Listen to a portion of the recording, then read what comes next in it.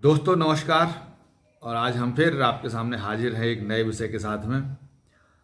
और साथियों, आज हम बात करने जा रहे हैं भारतीय संविधान पर।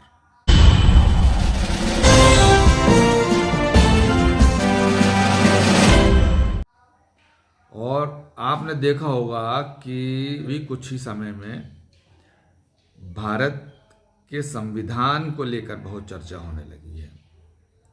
और बहुत सारे लोग जैसे ही संविधान में कुछ लगता है कि कुछ छेड़छाड़ हो रही है या कुछ लोग मन बना रहे हैं कि हम इसमें छेड़छाड़ कर सकें, तो लोग उबल जाते हैं और सड़कों पर आ जाते हैं और लोग अपने हाथ में संविधान की किताब लेकर चलने लगे हैं।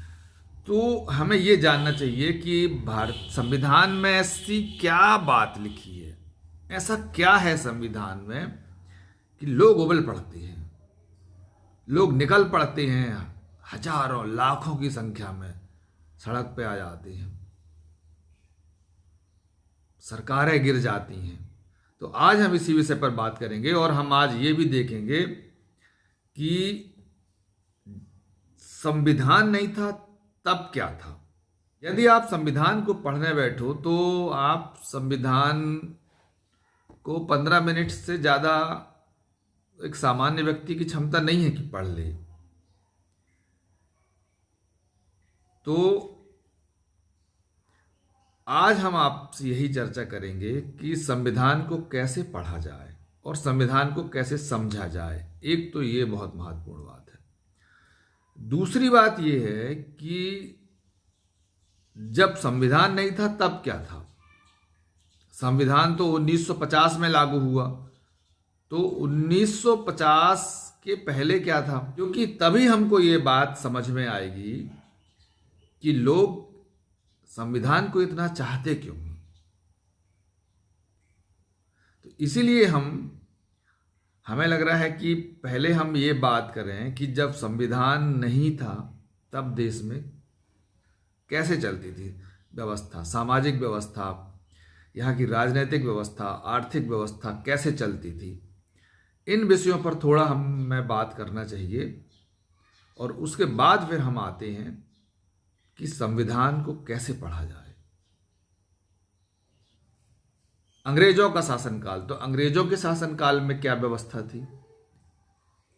और जब अंग्रेज नहीं आए थे तो अंग्रेजों के पहले यहाँ पे मुगल काल कहा जाता है। तो मुगल काल में क्या व्यवस्था थी। और जब मुगल नहीं आए थे तो उसके पहले को हम वैदिक काल में बांटते हैं। तो वैदिक काल में क्या व्यवस्था थी।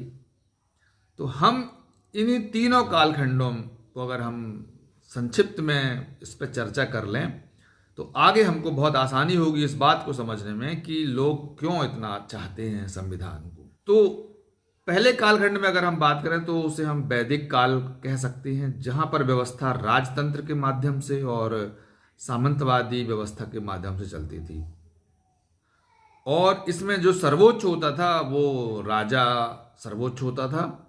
उन्होंने सभासद बनाए थे, मंत्री बना लिए थे और ग्रामों और पंचायतों के माध्यम से व्यवस्था शुरू चलती थी यहाँ पर। और राजा के सैनिक होते थे, सेना के अधिकारी होते थे, लेकिन इनके पास तक आम आदमी की पहुंच नहीं थी और ना ही ये लोग आम आदमी का ख्याल रखते थे। ये सिर्फ उच्च वर्ग, कुछ खास वर्ग के लोगों तक इनकी पहुंच थी, या यूं कहें कि कुछ खास वर्ग के लोगों की पहुंच इनके पास तक थी। बाकी महिलाओं के लिए, बच्चों के लिए और अन्य जो दलित, पिछड़े, इन लोगों के लिए कोई किसी तरह का प्रावधान उस समय नहीं था। और जो राजा के अधिकारियों ने कह दिया, जो राजा ने कह दिया, वही फाइनल होता था। इस पूरी व्यवस्था में एक बहुत बड़ा तबका था जिसको किसी भी तरह का कोई न्याय नहीं मिलता था। और गरीबी, शोषण, आर्थिक शोषण बहुत जम के था। उसके बाद आया मुस्लिम शासनकाल, और मुस्लिम शासनकाल पूरी व्यवस्था काजी और अमीर और दीवान लोग देखते थे, और इसमें भी ज़्यादा फर्क नहीं था, न्याय उसी तरह से होता था, कुछ सीमित लोगों के पास तक पहुंच थी, और इनके समय भी कुछ खास वर्ग के लोग ही इनके इर्द गिर्द होते थे, और साधारण जनता तो इनके पास तक पहुंच ही नहीं पाती थी। और उसके बाद हम अगर तीसरे खंड में देखें आज़ादी के जस्ट पहले का, तो वो था ब्रिटिश शासनकाल। बरतानिया कानून थे, उस तरह की व्यवस्था यहाँ पे उन्होंने लागू की जो प्रशासनिक व्यवस्था कहलाई। पहली बार 1773 में जो रेगुलेटिंग एक्ट थे वो बनाए गए, और 1861 के जो इंडियन काउंसिल एक्ट के माध्यम से ब्रिटिश सरकार ने भारत में धीरे धीरे अपना कानूनी शिकंजा कसना शुरू किया। इस दौर में अंग्रेजों ने अपनी कानूनी व्यवस्था को थोड़ा चुस्त दुरुस्त करने का प्रयास किया, संगठित किया, केंद्रीकृत किया, लेकिन सवाल वही था कि जो आम व्यक्ति था, जो गरीब व्यक्ति था, जो अछूत था, जो दलित था, जो किसान था, उसको उसकी पहुंच नहीं थी कि वो न्याय मांग ले, और मन मर्जी के मुताबिक रियासतदार होते थे, महाराजा होते थे, राजा होते थे, मालगुजार होते थे, पट्टीदार होते थे। इन्हीं की कृपा पे जनता और रियाया जीती थी। बेशक कानून बन गए थे, लेकिन उन कानूनों की लोगों के पास तक पहुंच भी नहीं थी उतना, और लोग चूंकि शिक्षा नहीं थी तो इतनी जानकारी भी नहीं रखते थे, तो भगवान भरोसे ही काम चलता था। तीनों दौरों में जो कॉमन बात थी वो थी धर्म व्यवस्था, कि धार्मिक व्यवस्था जो चली आ रही थी उसी धार्मिक व्यवस्था को मानना बहुत जरूरी था। और बाद में जो अलग अलग राजा महाराजा या जो रूलर थे उनके फरमान जारी होते थे, उन फरमानों को भी समझा जाता था, उन फरमानों के हिसाब से चला जाता था।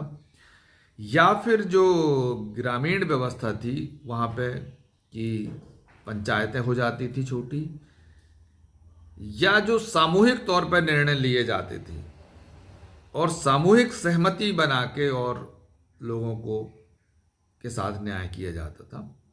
और इस पूरी व्यवस्था में बहुत ज़्यादा भेदभाव होता था महिलाओं के साथ, दबे कुचले लोगों के साथ, पिछड़े लोगों के साथ, दलितों के साथ। और ऐसी स्थिति से निकलकर जब हम ने आज़ादी पाई तो जो उस समय देश था वो देश एक देश तो था नहीं, छोटे छोटे से खंडों में बटा हुआ देश था। तो जो रियासतदार था वो उस छोटी सी रियासत के हिस्से को ही अपना देश मानता था, और अगर आप रियासत से बाहर चले गए तो उसको परदेश माना जाता था।